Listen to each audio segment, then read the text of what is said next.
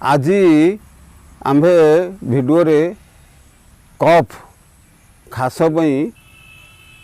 योग प्रदर्शन करवा उज्जाई प्राणायाम एवं सूर्यवेदी प्राणायाम द्वारा यही खास रु आम मुक्ति लाभ करवा आरोग्य लाभ करवा।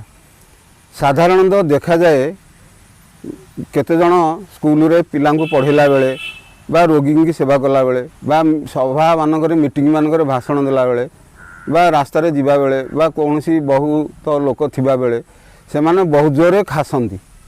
अच्छा ये खास पई से माने भी औषध बारंबार 100-200 टंकार व्यवहार करती किंतु आमर भगवान द्वारा प्रदत्त ऋषि मान द्वारा प्रदत्त जोड़िए प्राणायाम द्वारा उज्जाई प्राणायाम एवं सूर्यवेदी प्राणायाम द्वारा आम खासरू संपूर्ण रक्षा पाइपर। अतिकम 21 थर सूर्यवेदी प्राणायाम एवं उज्जाई प्राणायाम करने द्वारा खास पूरा भल हो जाए 11 थरु 21 थर भितर। बर्तमान मुझे आरंभ करने पूर्व 3 थर ओम उच्चारण करुच्ची।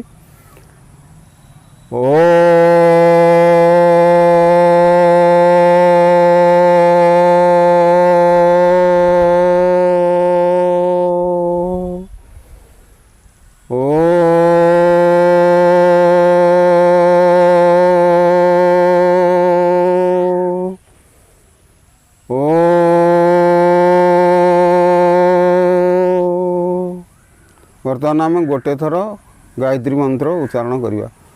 ओम भूर्भुवस्व तत्सवितुर्वरेण्यं भर्गो देवस्य धीमहि धियो यो न प्रचोदयात्। ओम शांति शांति शांति। सूर्य को आम स्मरण करवा।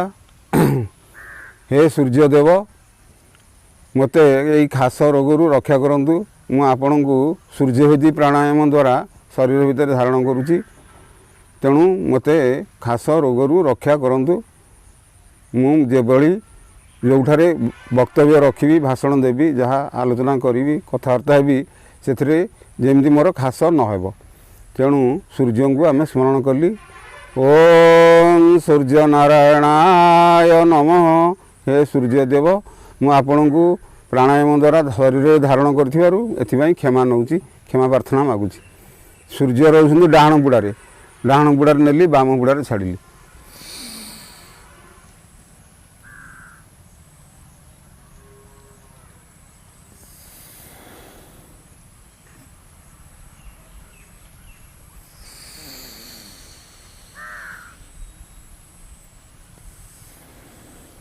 यहाँ को आहरी भल भाव करने को हेले आम नेबा डाण बुड़े श्वासक्रिया नहीं रखा दुई पड़ा को दाबिकी रखा तापर छाड़ा आहरी उपकार मिल जी जो करें। यहाँ को 11 थरु 21 थर कले खास पूरा भल हो। एतद व्यतीत उज्जाई प्राणायाम करवा मुझे यहाँ परीक्षा करी अनुभव करुँची खास रूम रक्षा पाई किसी औषध भी दरकार नहीं। देखु उज्जाई प्राणायाम कराला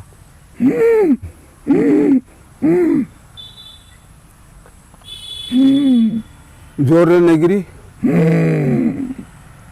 तापर पवन वायु फुसफुस रे बहुत अधिका रहिला परे डाण बुड़ा बंद कली बाम बुड़ा छाड़ी यह कहते 11 थर कर। बर्तमान आउ 2 थर करुच्ची।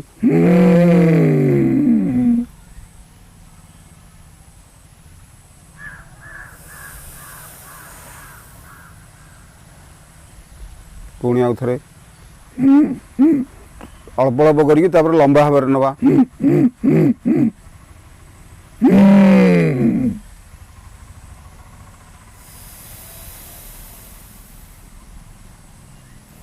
यही आम 5 मिनिट 10 मिनिट कर 11 थरु 21 थर कर बुझीगला। तेणु या द्वारा आम साधारणतः खास रोगरू बा कफ रोगरू आम रक्षा पाइबा। ତେଣୁ ସକାଳୁ ଉଠିଲା ବେଳେ ୟାକୁ କରିବା ଏବଂ କେଉଁଠି ବକ୍ତବ୍ୟ ଭାଷଣ ଥିବା ପୂର୍ବରୁ କରିବା, ନହେଲେ ଯେଉଁ କାର୍ଯ୍ୟକ୍ରମ ଥିବ ତା ପୂର୍ବରୁ ୟାକୁ କରିପାରିବା ହେଲା। ସକାଳୁ ନିତ୍ୟକର୍ମ ଶୌଚକର୍ମ, ତାପରେ ଆମର ଯଥାବିଧ ଆମେ ଯୋଗର ଯେଉଁ ପ୍ରକାର ଆମେ କାର୍ଯ୍ୟ କରି ସକାଳୁ ସବୁ ସେ ନିୟମ ମାନିକିରି ଆମେ କରିବା। ବର୍ତ୍ତମାନ ଆମେ ଏହାକୁ ସମାପ୍ତ କଲି। ଓମ୍ ଶାନ୍ତି ଶାନ୍ତି ଶାନ୍ତି।